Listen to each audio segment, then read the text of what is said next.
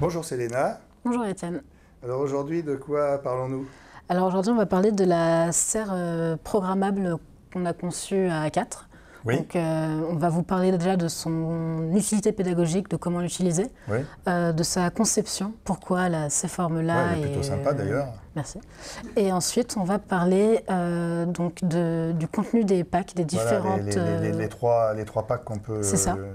Et en dernier point, ce sera les activités pédagogiques qu'on propose dans la documentation qui vient avec. Oui, voilà, la programmation en fait. C'est ça. Bon, eh bien allons-y. Donc c'est un matériel pédagogique qui est pluridisciplinaire, qui va permettre de s'initier à plusieurs matières, donc notamment la SVT, les sciences et la technologie, et la programmation, donc un peu d'informatique. D'accord, donc ça veut dire on travaille sur un sujet plutôt SVT, les besoins des plantes, comment pousse une plante, la lumière, etc. C'est déjà assez riche. Ensuite, on travaille sur comment concevoir une serre qui va répondre, qui va permettre de créer un environnement propice à la croissance de plantes. Voilà. Et puis après, il y a le sujet programmation, bien entendu. Comment automatiser ces systèmes en fonction de l'environnement. Et du coup, on va être amené à comprendre l'environnement de la plante pour répondre à ses besoins par la programmation. D'accord, ça c'est clair. Hein. Alors maintenant, on va vous parler de la conception de cette serre. Je vois qu'elle est plutôt sympa, assez compacte. Alors donc Céline, est-ce que tu peux nous dire deux mots sur le cahier des charges qu'on s'était fixé? Oui, du coup on s'était fixé des contraintes de faire déjà une serre qui soit compacte pour être utilisée à la fois en classe facilement sur une salle de cours. Qu'elle puisse se ranger dans l'armoire, voilà. Ouais.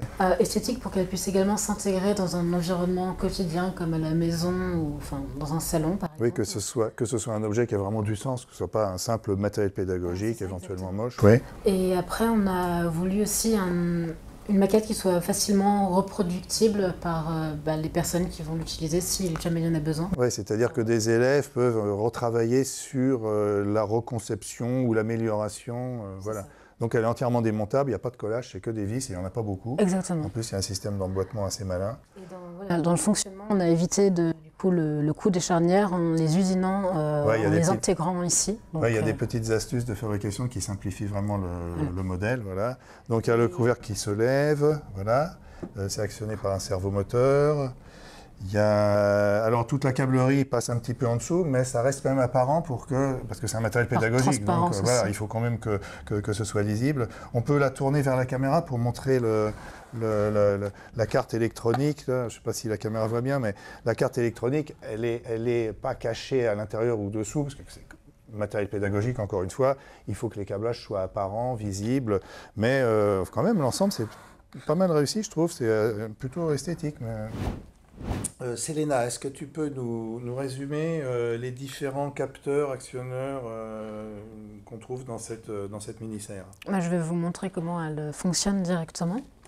Donc, on a un test de bon fonctionnement de la serre une fois qu'elle est montée. Donc, on va d'abord actionner le servomoteur qui ouvre le capot.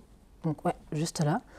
Ensuite, donc là, on ne le verra pas exactement, mais c'est le relais qui va s'actionner. Du coup, c'est le relais qui actionne la pompe pour faire venir de l'eau dans la plante.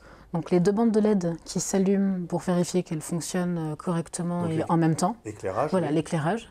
Et ensuite, on va avoir donc le capteur d'humidité du sol et l'humidité de l'air et de température, dont les valeurs sont lues devant. Et un message d'alerte pour tester que ça fonctionne également. Voilà. Donc selon la façon dont on va programmer la serre, on peut déclencher l'arrosage par exemple, et afficher une alerte besoin d'eau pour la serre. C'est ça. Voilà. On peut ouvrir le capot automatiquement si la température est trop élevée, mais on peut aussi donner une alerte, température trop élevée. Voilà, donc on peut jouer entre des actions et puis des alertes à l'écran. Oui, c'est ça, exactement. En fait, le but, ça va être d'analyser l'environnement de la plante et en fonction des seuils qu'on va retrouver en l'analysant, en fin de compte, on va pouvoir automatiser la serre pour répondre au mieux à ses besoins pour sa bonne croissance. D'accord, d'accord. Bon, ça c'est clair. Maintenant, on vous présente sous quelle forme on vous propose cette serre. Donc, il y a un kit. il y a une version montée sans option, une version montée avec option. Enfin, est-ce que tu peux nous détailler déjà le kit? Oui, bien sûr. Alors, on va avoir un premier kit à monter totalement de la serre. Donc là, c'est toute la structure de la serre qu'on va pouvoir emboîter puis visser avec les capteurs. On va avoir la carte de programmation, donc la carte Siduino Lotus, pardon. On va avoir l'écran LCD RGB, du coup, avec 3 couleurs de rétroéclairage.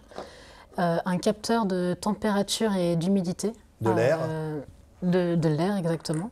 Et un capteur capacitif d'humidité du sol. Et enfin, le servomoteur qui va permettre d'actionner l'ouverture et la fermeture de la serre. Donc ça, c'est pour le pack de base de la serre. Combien de temps pour monter ce kit? Une grosse demi-heure en suivant bien les dessins. Et avec quel outil? Et avec un tournevis Torx de taille 6. D'accord. Et pas de collage, pas d'autres outils? Non, c'est vraiment de l'emboîtement et les vis sont là pour solidifier et D'accord. fixer le montage. Ouais. Et puis c'est super simple et c'est super bien détaillé pas à pas dans la documentation. Ensuite, on vous propose 2 options supplémentaires, l'éclairage à LED et puis l'arrosage automatique. Donc pour compléter votre kit. Mais on vous propose aussi 2 versions montées. Une dite de base, c'est juste le kit monté sans les options éclairage et arrosage. Et puis une serre, un pack tout monté. On l'a appelé pack découverte. Alors là, c'est tout monté, l'arrosage, les LED, enfin tout. C'est ça. Donc on résume. Un kit de base, temps de montage une demi-heure, juste un outil. Ensuite, une version montée, mais pas avec toutes les options. Et puis, une version montée avec toutes les options. Et bien entendu, au détail, vous avez les options qui ne sont pas dans le kit de base, c'est-à-dire l'éclairage et l'arrosage automatique qui peuvent être rajoutés ensuite. Après, oui. Donc vous pouvez par exemple prendre la version montée de base et puis après rajouter et installer les options parce que tout est démontable, il n'y a pas de collage, donc on peut la démonter entièrement, on peut rajouter les options qu'on veut quand on veut, on peut changer les pièces, voilà. Bien, alors une fois que la serre est montée par vous-même ou que vous l'ayez reçue montée, eh bien, Selena, qu'est-ce qu'on en fait? Qu'est-ce qu'on fait? On commence par quoi? On va la tester pour commencer. D'accord, alors on a créé un programme de test qui va venir allumer chacun des capteurs des actionneurs un à un pour vérifier que tout fonctionne et que tout a été monté correctement. Et ensuite, on va se rapporter au dossier de la documentation de la mini-serre simplement. Où on va retrouver l'extension M-Block qu'on a créée pour qu'elle puisse être programmée en bloc plus facilement déjà.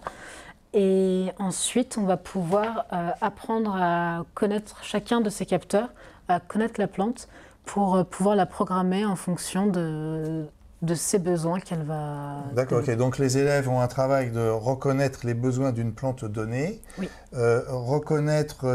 Relever, savoir exploiter les données que transmettent les capteurs, oui. Et programmer des actions ou des alertes pour que les valeurs soient dans celles dont la plante a besoin en fait. Exactement. Voilà. Donc humidité, température, etc. Éclairage, et oui, c'est ça. D'accord, voilà. Et ensuite, en plus, on fournit les plans volumiques de la serre.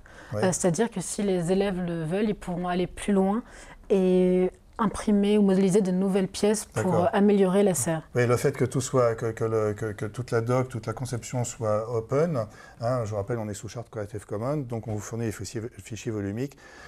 Donc c'est des pièces qui sont de relativement petite taille et qui sont refabricables par vos petites CNC, vos découpeuses laser, vos imprimantes 3D.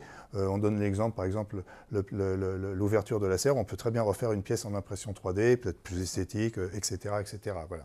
C'est un matériel qui est retravaillable. C'est un matériel qui est retravaillable.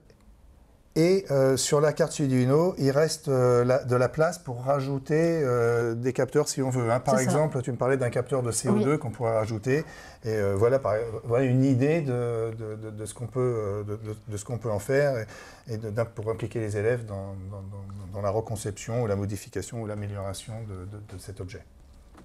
Bon voilà, hein, Selena, je crois qu'on a fait le tour. Et puis c'est le moment de conclure. Je crois qu'on a tout dit. Oui, voilà. On a tout dit sur la serre, donc elle servira aussi bien pour des cours de technologie que de SVT, que pour être dans un salon. Donc vous avez plusieurs ressources dans la Vous avez plusieurs ressources que vous retrouverez en ligne sur notre site a4.fr. Et n'hésitez pas à nous faire des retours lors de l'utilisation pour qu'on puisse aussi de notre côté en savoir plus et l'améliorer. Oui, voilà, pour une éventuelle V2.